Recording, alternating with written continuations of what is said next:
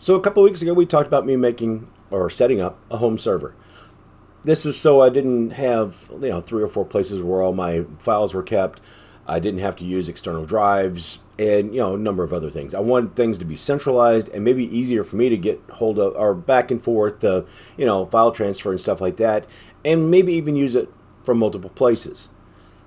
We had some problems. And one of them was the motherboard, the Dell motherboard in the HP case kept on giving me that temperature sensor warning.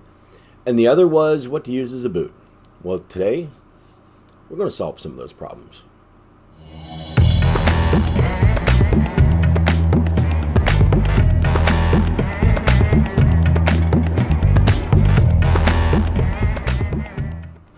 So the first thing we had to address was what is going to be now the boot drive. I didn't want to put a regular sized, 512 or 1 terabyte boot drive or anything like that in there. It's just way too bulky.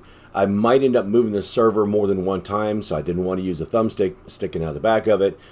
I do have a Sata M.2 that is 100 gig, and it'll work perfectly in there. So what my option there is find a spot on an M.2, which doesn't exist on that board, buy a new board, most of those are still not going to have it, or get an adapter.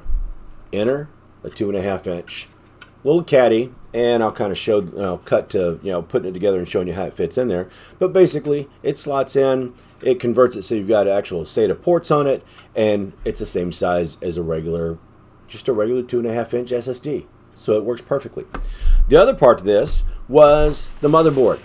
It's a Dell motherboard stuck in an HP case. And so no matter what I do, I'm always going to have a Dell motherboard in an HP case unless I change the motherboard.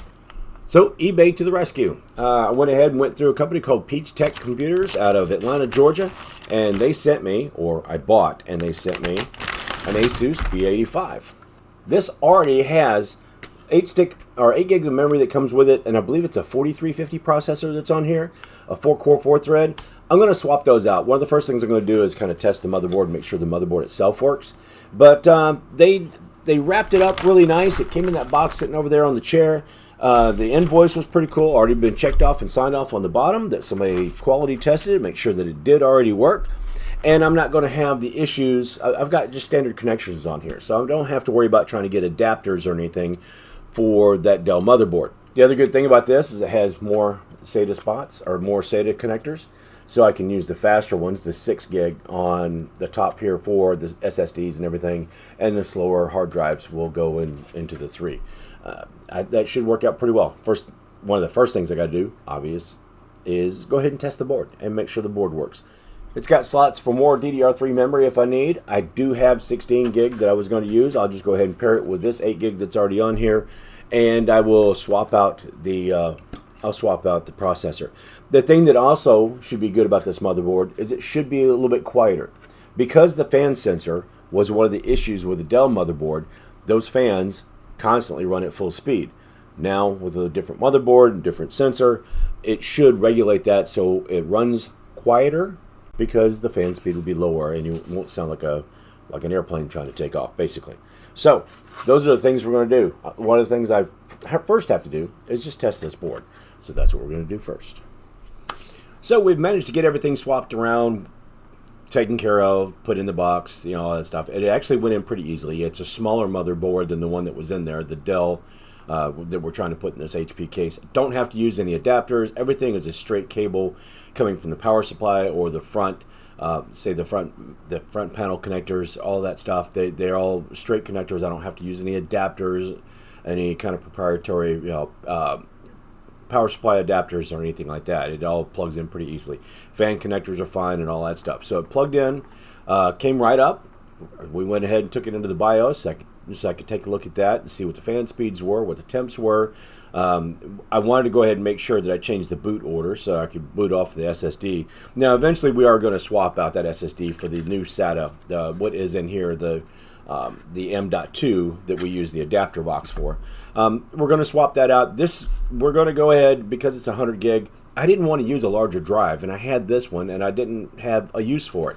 So we're going to go ahead and use this. We're probably going to put TrueNAS scale on here, And because it's a Linux distribution, it's easier to use, and I can it will be easier for me to use, and I'll be able to put things, Docker containers or whatever, so I can have a virtual machine or what have you. So maybe I've got a little bit more flexibility when I try to set something up that's maybe just a little bit more complicated than a drag and drop file that I'm sharing between what is that now and the rest of my computers. I got this. I wasn't expecting to get such a good deal on this combo. And again, Peach Tech Computers in Atlanta, Georgia is where I got it off of eBay. $50 cost me about 50. No, it's like 49 something and 52 or 53, including tax and everything. Shipping was free. Came to me in a couple days. They wrapped it really well. It was really, it came quickly, and it obviously works. I'm going to go ahead and smoke test it for a little bit with that 8 gig of DDR3 running at 1600 and the 4430. I misspoke earlier. It is a 4430 i5 processor, 4-core, 4-thread.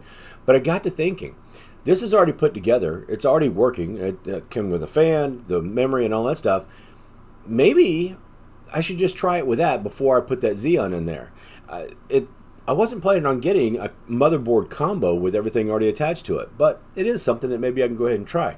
I went ahead and ran a couple of tests, nothing major. I did Cinebench R23 on there, got about 2888, I think was the score. In comparison, the Xeon processor got a 4280, and compare that to a modern day, say 12700K, that would be about 22,000. So there is quite a difference, almost 10 times the computing speed in a newer 12th gen processor than there would be in this older i5. But for the job that it's going to be doing, I might stick with it. Now, I do think the RX 480 in there that I've got with it, paired with, is a little bit overkill. I did do a couple of random tests on that. One of them was Cyberpunk, where I went ahead and ran it at 1440 Ultra just to see what it would do and if it could keep up.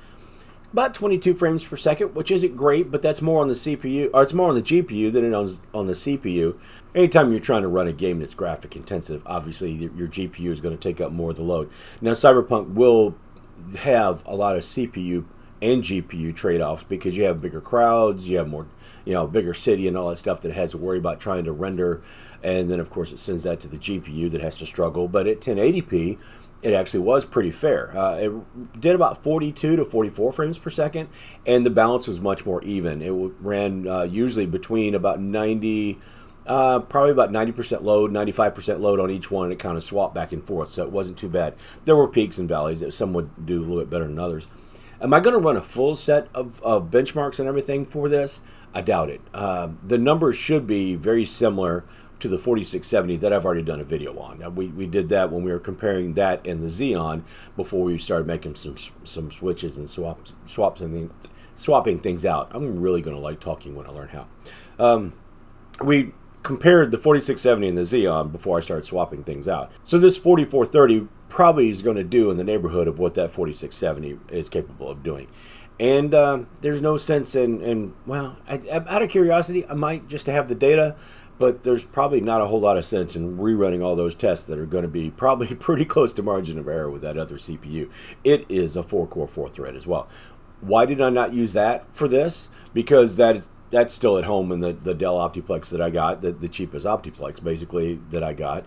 And the whole thing of the project just kind of snowballed from we're going to try a Xeon, upgrading it that way, and turns out it wasn't much of an upgrade because it's so small and you can't take advantage of a better video card, or the heat buildup or thermals, maybe having something a little bit of play with that where there's too much heat in there. Basically just couldn't take advantage of it, not with that motherboard and that setup. So we got another motherboard for the Xeon, and we give it a little bit more room, and that was pretty cool. But then we had the bright idea of putting it in this other HP box to make a server out of.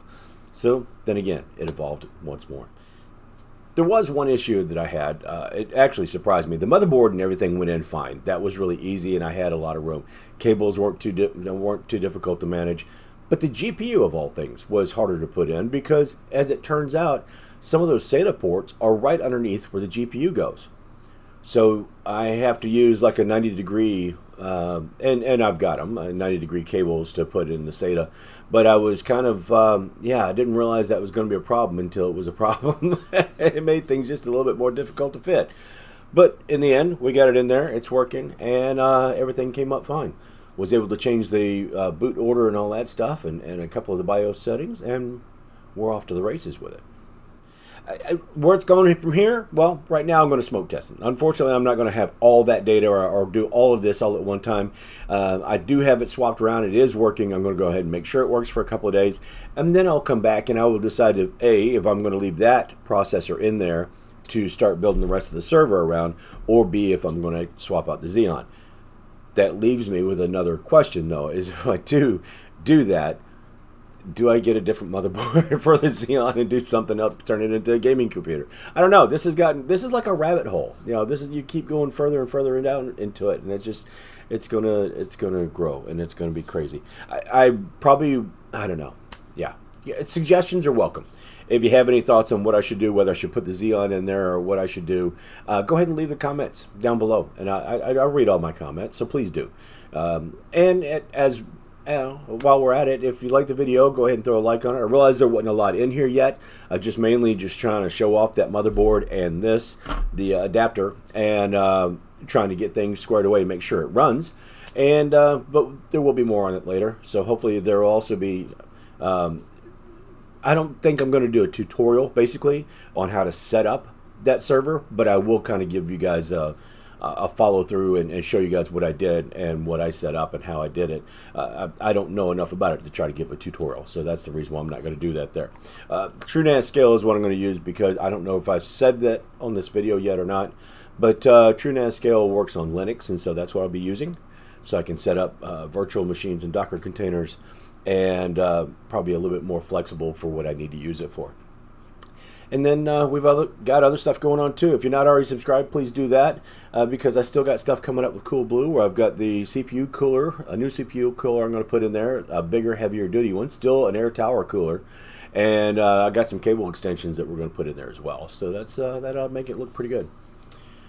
Yeah, so I'm going to spend overnight, let this thing burn in, make sure everything's good on it, that it doesn't fail on me. And I'm going to spend that time trying to figure out if I'm going to swap CPUs or just build a server like it is. And I realize it's not the entire content that I thought I was going to have in this video, but I wasn't really expecting to get the deal on the motherboard combo and yeah, work all the way through this either. But so that's where we are. Hopefully you guys got something out of it. If you did, go ahead and leave a like on it, please. Leave me your suggestions. What do you think? If I should leave the 4430 in there or go with the Xeon instead, I'd be glad to listen to those or get you guys' feedback on that. I think that would be pretty important. But if you don't do anything else, just be kind to each other. Be good to each other. Smile, wave, hold the door open, do something nice. It doesn't cost anything to be nice or to do something or smile, and you could make somebody's entire day. You have no idea what kind of a difference you might be able to make. So, yeah. In fact, make that a goal. Just do one nice thing. Heck, it can, maybe it's just for yourself or the dog or a family member or a neighbor or somebody that you're walking into a store and you hold the door open for somebody. Who knows? Could change somebody's day. So until next time, folks, that's all I got for this time. Until next time, when I get myself into something I got no business getting into, I'll see you later.